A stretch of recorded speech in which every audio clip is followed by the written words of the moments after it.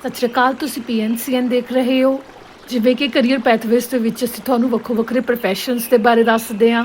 ਅੱਜ British Columbia ਦੇ ਵਿੱਚ ਇੰਸਟੀਟਿਊਟ ਗੋਬੀਸੀ ਜਿਨ੍ਹਾਂ ਦੇ ਵੱਲੋਂ ਕਾਫੀ ਜ਼ਿਆਦਾ ਕੋਰਸ ਕਰਵਾਏ ਜਾਂਦੇ ਨੇ ਪ੍ਰੋਫੈਸ਼ਨਲ, ਉਹਨਾਂ ਨੇ ਜੋ ਸਾਡੇ ਨਾਲ ਜਾਣਕਾਰੀ ਸਾਂਝੀ ਕੀਤੀ ਹੈ ਉਹ ਤੁਹਾਨੂੰ ਸੁਣਾਵਾਂਗੇ। ਇਸ ਦੇ ਵਿੱਚ ਮਾਰਗੇਜ ਬ੍ਰੋਕਰ ਜੇ ਕੋਈ ਬਣਨਾ ਚਾਹੁੰਦਾ ਹੈ ਉਸ ਵਾਸਤੇ ਕਿਹੜੇ ਕਦਮ ਨੇ, ਤੇ ਜੇਕਰ ਤੁਸੀਂ ਵਰਕ ਪਰਮਿਟ ਤੇ ਹੋ ਕੈਨੇਡਾ ਵਿੱਚ, ਸਟੂਡੈਂਟ ਪਰਮਿਟ ਤੇ ਹੋ, ਤਾਂ ਵੀ ਕੀ ਤੁਸੀਂ ਕਰ ਸਕਦੇ ਹੋ ਇਸ ਕੋਰਸ ਨੂੰ, ਅੱਗੇ ਇਸ ਦਾ ਲਾਇਸੈਂਸ ਲੈ ਸਕਦੇ ਹੋ ਜਾਂ ਨਹੀਂ, ਤੇ ਕਿੰਨਾ ਕੁ ਖਰਚਾ ਆਉਂਦਾ ਹੈ ਤੇ ਕਿੰਨਾ ਸਮਾਂ ਲੱਗਦਾ ਹੈ, ਤੇ ਕੀ ਹੋਰ ਐਲੀਜੀਬਿਲਿਟੀ ਹੈ ਜੇਕਰ ਤੁਸੀਂ ਮਾਰਗੇਜ ਬ੍ਰੋਕਰ ਬਣਨਾ ਚਾਹੁੰਦੇ ਹੋ। ਉਸ ਦੇ ਬਾਰੇ ਸਾਰੀ ਜਾਣਕਾਰੀ ਹੁਣ ਤੁਹਾਨੂੰ ਅਸੀਂ ਦੱਸਾਂਗੇ। ਜੀ, ਸਭ ਤੋਂ ਪਹਿਲਾਂ ਤੁਹਾਡਾ ਸਵਾਗਤ ਹੈ PNCN ਦੇ ਉੱਤੇ। Thank you, it's my pleasure. ਜੀ, thank you.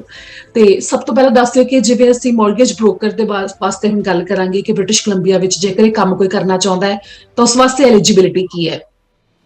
Mortgage broker course ਵਾਸਤੇ ਦੋ ਐਲੀਜੀਬਿਲਿਟੀਜ਼ ਨੇ।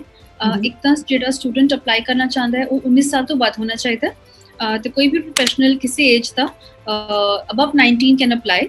ਤੇ ਜਿਹੜੇ ਕਿ 18 ਦੇ ਨੇ, 17 ਐਂਡ ਹਾਫ ਜਿਹੜੇ ਜਾਂ ਕਲੋਜ਼ ਟੂ 18 ਨੇ, ਈਵਨ ਉਹ ਵੀ ਪ੍ਰਿਪੇਅਰ ਕਰ ਸਕਦੇ ਨੇ, ਐਗਜ਼ਾਮ ਦੇ ਸਕਦੇ ਨੇ।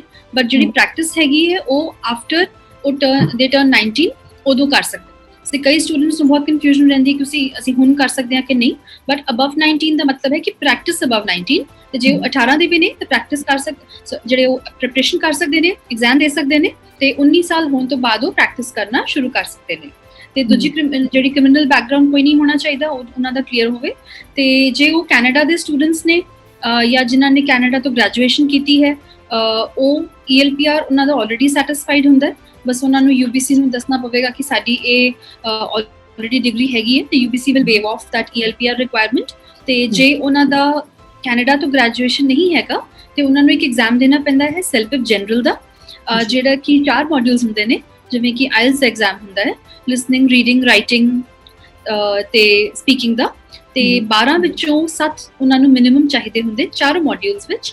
ਤੇ ਕਿਸੇ ਇੱਕ ਵਿੱਚ ਵੀ ਜੇ ਉਹਦਾ 6 ਆ ਜਾਂਦਾ ਉਹਨਾਂ ਨੂੰ ਐਗਜ਼ਾਮ ਦੁਬਾਰਾ ਦੇਣਾ ਪਏਗਾ। ਤੇ this is one another requirement ਜਿਹੜੀ ਕਿ ਉਹ ਪ੍ਰੈਪਰੇਸ਼ਨ ਦੇ ਨਾਲ ਨਾਲ ਕਰ ਸਕਦੇ ਨੇ। ਇਹੋ ਜਿਹਾ ਨਹੀਂ ਹੈ ਕਿ ਉਹਨਾਂ ਨੂੰ UBC ਰਜਿਸਟ੍ਰੇਸ਼ਨ ਤੋਂ ਪਹਿਲਾਂ ਇਹ ਸੈਲਫ ਦੇਣਾ ਪੈਂਦਾ। ਤੇ ਕਈ ਸਟੂਡੈਂਟਸ ਨੂੰ ਇਹ ਕਨਫਿਊਜ਼ਨ ਰਹਿੰਦਾ। ਤੇ ਸੈਲਫ ਦੇ ਆਫਟਰ ਦੇ register with UBC, that is going to be the first step.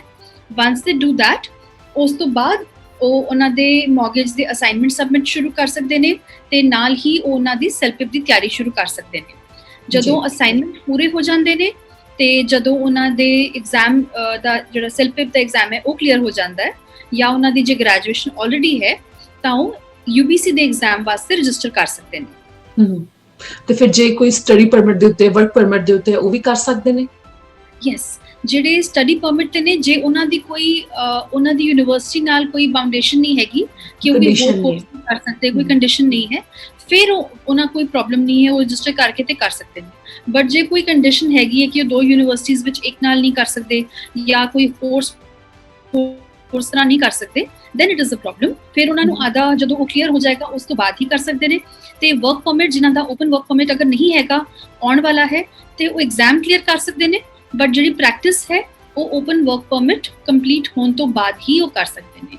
once that is clear, once they have it, ਫਿਰ ਉਹ ਪ੍ਰੈਕਟਿਸ ਸ਼ੁਰੂ ਕਰ ਸਕਦੇ ਨੇ। ਜੀ, ਯਾਨੀ ਕਿ ਜਿਨ੍ਹਾਂ ਕੋਲ ਇਜਾਜ਼ਤ ਹੈ ਕੈਨੇਡਾ ਵਿੱਚ ਕੰਮ ਕਰਨ ਦੀ, ਤੇ ਉਹ ਮਾਰਗੇਜ ਬ੍ਰੋਕਰ ਦਾ ਕੰਮ ਕਰ ਸਕਦੇ ਨੇ। ਬਿਲਕੁਲ ਬਿਲਕੁਲ ਜੀ। ਤੇ ਇਸ ਵਾਸਤੇ ਜਿਹੜੀ ਪੂਰਾ ਸਮਾਂ ਕਿੰਨਾ ਕੁ ਲੱਗ ਜਾਂਦਾ? UBC ਉਹਨਾਂ ਨੂੰ ਤਕਰੀਬਨ 3 ਸਾਲ ਦਾ ਟਾਈਮ ਦਿੰਦਾ ਹੈ। ਤੇ UBC ਉਹਨਾਂ ਨੂੰ 1 ਸਾਲ ਦਿੰਦਾ ਹੈ ਅਸਾਈਨਮੈਂਟ ਸਬਮਿਸ਼ਨ ਵਾਸਤੇ। 20 ਅਸਾਈਨਮੈਂਟਸ ਹੁੰਦੇ ਨੇ, ਤੇ 1 ਸਾਲ ਵਿੱਚ ਤੁਸੀਂ ਹੁਣ ਰੋਜ਼ ਅਗਰ ਨਹੀਂ ਕੁਝ ਕਰੋ, 1 ਮਹੀਨੇ ਬਾਅਦ ਦੂਜਾ ਅਸਾਈਨਮੈਂਟ ਕਰ ਰਹੇ ਹੋ, ਉਸ ਵਿੱਚ ਟਾਈਮ ਲੱਗ ਜਾਂਦਾ ਹੈ। ਬਟ ਮਿਨੀਮਮ ਜਿਹੜਾ ਉਹ ਦਿੰਦੇ ਨੇ ਉਹ ਹੈ 1 ਹਫ਼ਤੇ ਵਿੱਚ 2 ਅਸਾਈਨਮੈਂਟ, ਇਸ ਤੋਂ ਵੱਧ ਨਹੀਂ ਸਬਮਿਟ ਕੀਤੇ ਜਾ ਸਕਦੇ। ਤੋ ਮਿਨੀਮਮ ਟਾਈਮ ਜਿਹੜਾ ਹੈ ਉਹ ਹੈਗਾ 10 ਵੀਕਸ ਦਾ। ਤੇ ਤੁਸੀਂ ਕਰਦੇ ਜਾਓ ਰੈਗੂਲਰਲੀ ਤੇ ਤੁਸੀਂ ਸਬਮਿਟ ਜਲਦੀ ਕਰ ਸਕਦੇ ਹੋ। ਤੇ once your last assignment is submitted, ਜਦੋਂ ਤੁਹਾਡਾ ਲਾਸਟ ਅਸਾਈਨਮੈਂਟ ਜਿਸ ਦਿਨ ਸਬਮਿਟ ਹੁੰਦਾ ਹੈ ਉਸ ਦਿਨ ਤੋਂ ਤੁਹਾਡੇ ਕੋਲ 2 ਸਾਲ ਦਾ ਟਾਈਮ ਹੁੰਦਾ ਹੈ ਐਗਜ਼ਾਮ ਕਲੀਅਰ ਕਰਨ ਵਾਸਤੇ। ਤੇ ਐਗਜ਼ਾਮ ਜਿਹੜਾ ਹੈ UBC 2 ਅਟੈਂਪਟਸ ਤੁਹਾਨੂੰ ਦਿੰਦਾ ਹੈ। ਪਹਿਲਾ ਅਟੈਂਪਟ ਜੇ ਤੁਸੀਂ ਫੇਲ ਹੋ ਜਾਂਦੇ ਹੋ, ਤੁਹਾਨੂੰ UBC ਨੂੰ ਦੁਬਾਰਾ ਫੀਸ ਨਹੀਂ ਦੇਣੀ ਪੈਂਦੀ, ਤੁਸੀਂ ਸੈਕਿੰਡ ਅਟੈਂਪਟ ਕਰ ਸਕਦੇ ਹੋ ਉਸੇ ਐਕਸਪਾਇਰੀ ਦੇ ਵਿੱਚ। ਇਹ ਨਹੀਂ ਗੱਲ ਨਹੀਂ ਹੈ ਕਿ ਫਰਸਟ ਐਗਜ਼ਾਮ ਦੇਤਾ ਤੇ ਹੁਣ ਮੇਰੇ ਕੋਲ 2 ਸਾਲ ਹੋਰ ਨੇ, ਨਹੀਂ, ਉਸੇ 2 ਸਾਲ ਦੇ ਵਿੱਚ ਤੁਹਾਡੇ ਦੋਨੋਂ ਅਟੈਂਪਟਸ ਹੋਣੇ ਚਾਹੀਦੇ। ਤੇ ਇੱਕ ਐਗਜ਼ਾਮ ਫੇਲ ਹੋਣ ਤੋਂ ਬਾਅਦ ਤੁਹਾਨੂੰ 3 ਮਹੀਨੇ 90 ਡੇਜ਼ ਦਾ ਵੇਟ ਕਰਨਾ ਪੈਂਦਾ ਹੈ ਸੈਕੰਡ ਅਟੈਂਪਟ ਵਾਸਤੇ।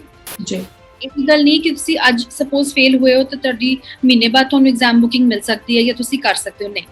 90 ਡੇਜ਼ ਦੇ ਤੁਹਾਨੂੰ UBC ਵੇਟ ਕਰਾਉਂਦਾ ਹੈ ਕਿ ਤੁਸੀਂ ਸੈਕੰਡ ਅਟੈਂਪਟ 90 ਡੇਜ਼ ਤੋਂ ਬਾਅਦ ਹੀ ਕਰ ਸਕਦੇ ਹੋ। ਤੇ ਤਕਰੀਬਨ 2 ਸਾਲ 3 ਸਾਲ ਤੁਹਾਡੇ ਕੋਲ ਟਾਈਮ ਹੁੰਦਾ ਹੈ ਐਗਜ਼ਾਮ ਕਲੀਅਰ ਕਰਨ ਵਾਸਤੇ, ਜੇ ਤੁਸੀਂ ਉਹਨਾਂ ਟਾਈਮ ਲਟਕ ਕੇ ਕਰੋ। ਤੇ ਵਾਟ ਵੀ ਰეკਮੈਂਡ ਇਸ ਕਿ ਤੁਸੀਂ ਜਲਦੀ ਤੋਂ ਜਲਦੀ, ਬਿਕੋਜ਼ UBC ਕਈ ਵਾਰ ਕੁਐਸਚਨਸ ਆਦੇ ਚੇਂਜ ਕਰ ਲੈਂਦਾ ਹੈ, ਆਦਾ ਮਟੀਰੀਅਲ ਅਪਡੇਟ ਕਰ ਦਿੰਦਾ ਹੈ, ਤੇ ਜਦੋਂ ਤੁਸੀਂ ਪ੍ਰੈਪਰੇਸ਼ਨ ਸ਼ੁਰੂ ਕੀਤੀ ਹੈ ਤੇ ਇਨੀਸ਼ੀਅਲ 5-6 ਮਹੀਨੇ ਵਿੱਚ ਤੁਹਾਨੂੰ ਪੂਰਾ ਪ੍ਰੋਸੈਸ ਕੰਪਲੀਟ ਕਰ ਲੈਣਾ ਚਾਹੀਦਾ ਹੈ। ਜੀ ਤੇ ਫਿਰ ਉਸ ਤੋਂ ਬਾਅਦ ਜਿਵੇਂ OBC ਦੇ ਥਰੂ ਇਹ ਜਦੋਂ ਕਰਵਾਇਆ ਜਾਂਦਾ ਹੈ ਤਾਂ ਜਿਹੜਾ ਜੇਕਰ ਤੁਸੀਂ ਐਵਰੇਜ ਦੱਸੋ ਤਾਂ ਪਹਿਲੀ ਅਟੈਂਪਟ ਵਿੱਚ ਕਿੰਨੇ ਕੁ ਜਿਹੜੇ ਸਟੂਡੈਂਟ ਹੈ ਉਹ ਕਰ ਲੈਂਦੇ ਨੇ?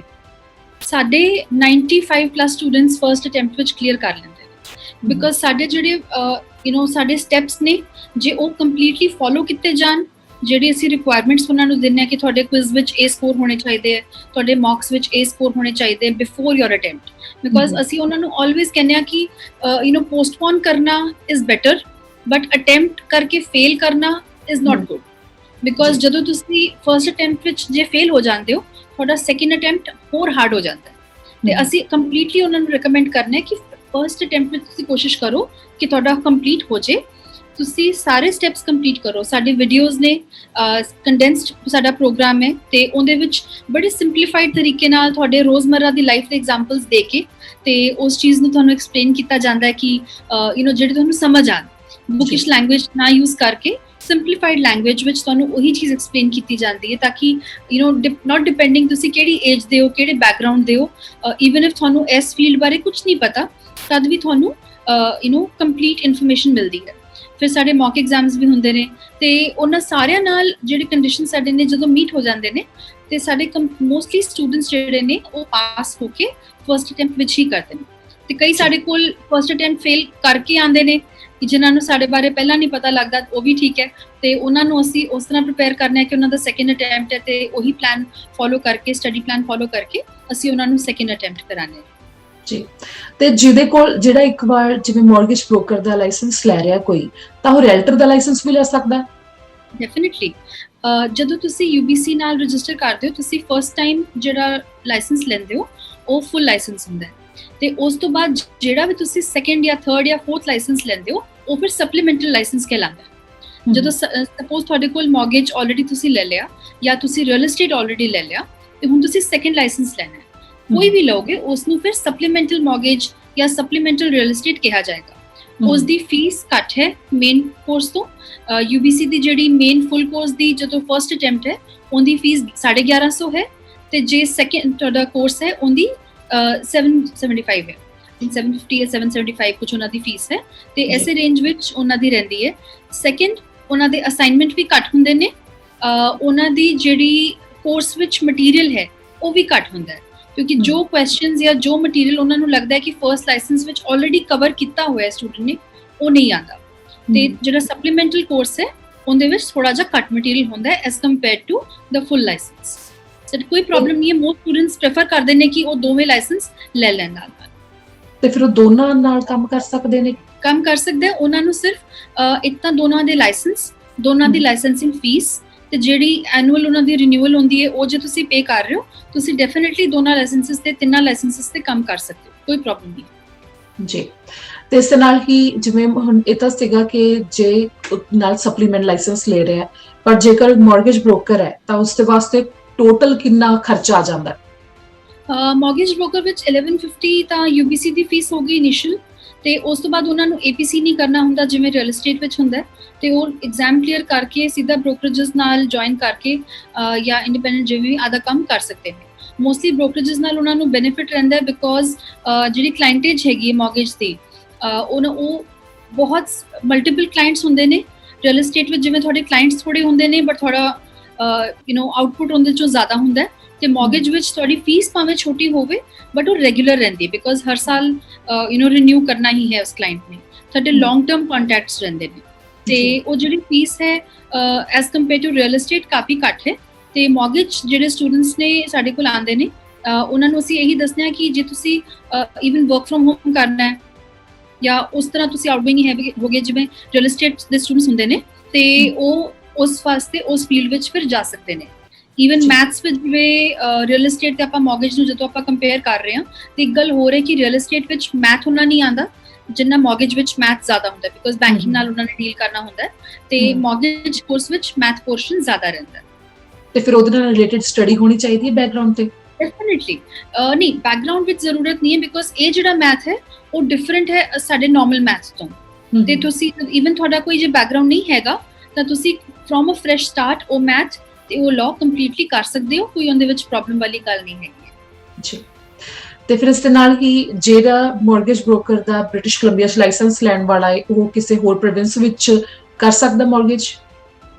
ਅਗੇਨ ਜਿਹੜਾ ਲਾਇਸੈਂਸ ਦੀ ਆਪਾਂ ਗੱਲ ਕਰਦੇ ਹਾਂ ਪ੍ਰੋਵਿੰਸ ਵਾਲੀ, ਸ਼ਿਫਟ ਕਰਨਾ ਹਰ ਪ੍ਰੋਵਿੰਸ ਦੇ ਆਪਣੇ ਰੂਲਸ ਨੇ ਤੇ ਜੇ ਤੁਹਾਡਾ ਬ੍ਰਿਟਿਸ਼ ਕੋਲੰਬੀਆ ਦਾ ਲਾਇਸੈਂਸ ਹੈ ਤੁਸੀਂ ਇੱਥੇ ਹੀ ਪ੍ਰੈਕਟਿਸ ਕਰ ਸਕਦੇ ਹੋ, ਬਟ ਜੇ ਤੁਹਾਨੂੰ ਉੱਥੇ ਸ਼ਿਫਟ ਕਰਨਾ ਹੈ ਤੁਹਾਨੂੰ ਉਸ ਪ੍ਰੋਵਿੰਸ ਦੇ ਰੂਲਸ ਜਿਹੜੇ ਹੈਗੇ ਨੇ ਜਾਂ ਤੁਹਾਨੂੰ ਕੋਈ ਐਗਜ਼ਾਮ ਕਲੀਅਰ ਕਰਨਾ ਪਵੇਗਾ ਜੋ ਕਿ ਜੇ ਸ਼ਿਫਟਿੰਗ ਵਾਲਾ ਹੈ ਤਾਂ ਉਹ ਸਿਰਫ ਐਗਜ਼ਾਮ ਵਿੱਚ ਕਲੀਅਰ ਹੁੰਦਾ ਹੈ, ਜਾਂ ਕਿਸੇ ਪ੍ਰੋਵਿੰਸ ਵਿੱਚ ਜੇ BC ਤੋਂ ਡਿਫਰੈਂਟ ਕੰਪਲੀਟਲੀ ਸਿਲੇਬਸ ਰਹਿੰਦਾ ਜਾਂ ਮਟੀਰੀਅਲ ਰਹਿੰਦਾ ਕੰਟੈਂਟ ਹੁੰਦਾ ਤਾਂ ਤੁਹਾਨੂੰ ਉੱਥੇ ਦਾ ਲਾਇਸੈਂਸ ਫਿਰ ਉਸ ਤਰ੍ਹਾਂ ਕਲੀਅਰ ਕਰਨਾ ਪੈਂਦਾ।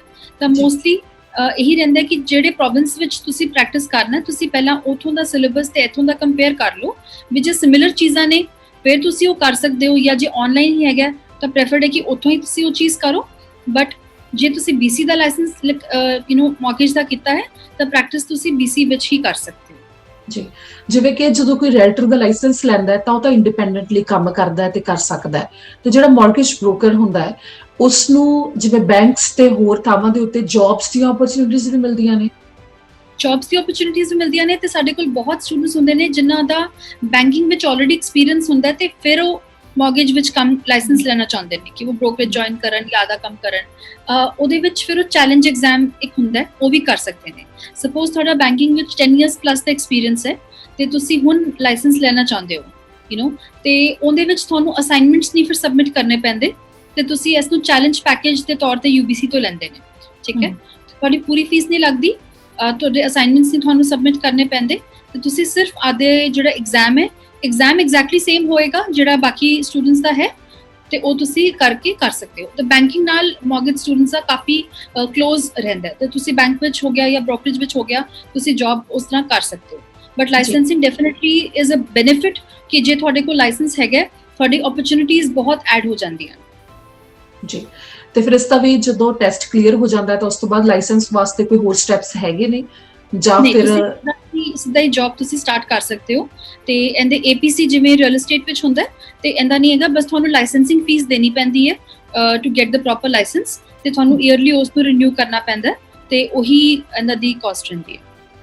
ਤੇ ਜ਼ਿਆਦਾ ਗਿਣਤੀ ਵਿੱਚ ਜ਼ਿਆਦਾ ਕੀ ਲੋਕ ਚੁਣ ਰਹੇ ਨੇ ਅੱਜ ਕੱਲ੍ਹ ਐਵਰੇਜ, ਜੇਕਰ ਤੁਸੀਂ ਜਿਵੇਂ GoBC ਦੇ ਵੱਲੋਂ ਜਦੋਂ ਕਰਵਾ ਰਹੇ ਹੋ ਕਿ ਮਾਰਗੇਜ ਬ੍ਰੋਕਰ ਦੇ ਵਾਸਤੇ ਜ਼ਿਆਦਾ ਆਉਂਦੇ ਨੇ ਜਾਂ ਰੀਅਲਟਰ ਦੇ ਵਾਸਤੇ ਜ਼ਿਆਦਾ ਆਉਂਦੇ ਨੇ?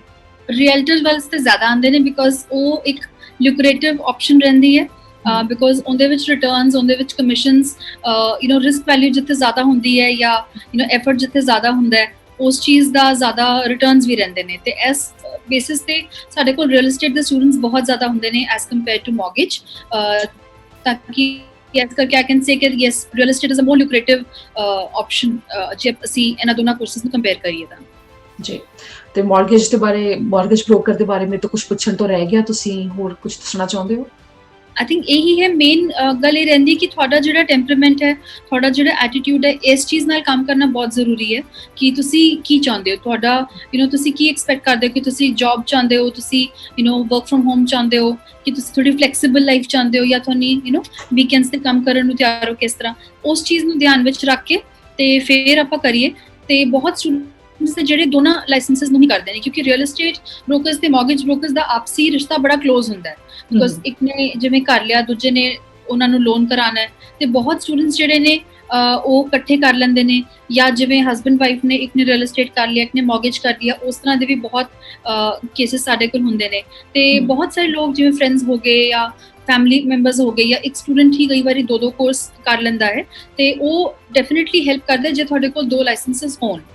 ਬਟ ਵੀ ਡੋਂਟ ਰეკਮੈਂਡ ਕਿ ਤੁਸੀਂ ਦੋਵੇਂ ਇੱਕੋ ਨਾਲ ਸ਼ੁਰੂ ਕਰ ਦਿਓ ਕਿਉਂਕਿ ਕਈ ਸਟੂਡੈਂਟ ਕੀ ਕਰਦੇ ਨੇ ਕਿ ਅਸੀਂ ਦੋਵੇਂ ਕਰ ਰਹੇ ਨੇ ਤੇ ਅਸੀਂ ਦੋਵੇਂ ਇੱਕੋ ਨਾਲ ਕਰ ਲਈਏ, ਫਿਰ ਕੀ ਹੁੰਦਾ ਤੁਹਾਡਾ ਜਿਹੜਾ ਡਾਇਲੂਟ ਹੋ ਜਾਂਦਾ ਹੈ ਕਿ ਤੁਸੀਂ ਇੱਥੇ ਵੀ ਪੂਰੇ ਨਹੀਂ ਪੈਂਦੇ ਉੱਥੇ ਵੀ ਪੂਰੇ ਨਹੀਂ ਪੈਂਦੇ। ਤੇ what we recommend is ਤੁਸੀਂ ਇੱਕ ਕੋਰਸ ਕਰ ਲਓ, ਜ਼ਿਆਦਾ ਗੈਪ ਨਾ ਪਾ ਕੇ, ਕਿਉਂਕਿ ਹਲੇ ਤੁਹਾਡੇ ਕੋਲ ਸਾਰੀ ਇਨਫੋਰਮੇਸ਼ਨ ਫਰੈਸ਼ ਹੈ। ਜਦੋਂ ਤੁਹਾਡਾ ਕਲੀਅਰ ਹੋ ਗਿਆ ਤੇ ਜੇ ਤੁਸੀਂ ਸ਼ੋਰ ਹੋ ਕਿ ਤੁਸੀਂ ਸੈਕੰਡ ਲਾਇਸੈਂਸ ਵੀ ਕਰਨਾ ਹੈ, ਤੇ ਤੁਸੀਂ ਨਾਲ ਦੀ ਨਾਲ ਹੀ ਦੂਜਾ ਵੀ ਕਰ ਲਓ, ਤਾਂ ਕਿ ਉਸੇ ਫਰੈਸ਼ ਇਨਫੋਰਮੇਸ਼ਨ ਨਾਲ ਵਿਦਆਊਟ ਟਾਈਮ ਗੈਪ ਤੁਸੀਂ ਆਦਾ ਸੈਕੰਡ ਲਾਇਸੈਂਸ ਵੀ ਲੈ ਸਕਦੇ ਹੋ। ਜੀ, ਤੁਹਾਡਾ ਬਹੁਤ ਬਹੁਤ ਥੈਂਕ ਯੂ, ਤੁਸੀਂ ਸਾਡਾ ਇੰਨੀ ਵਧੀਆ ਇਨਫੋਰਮੇਸ਼ਨ ਸ਼ੇਅਰ ਕੀਤੀ। Most welcome, my pleasure. Thank you.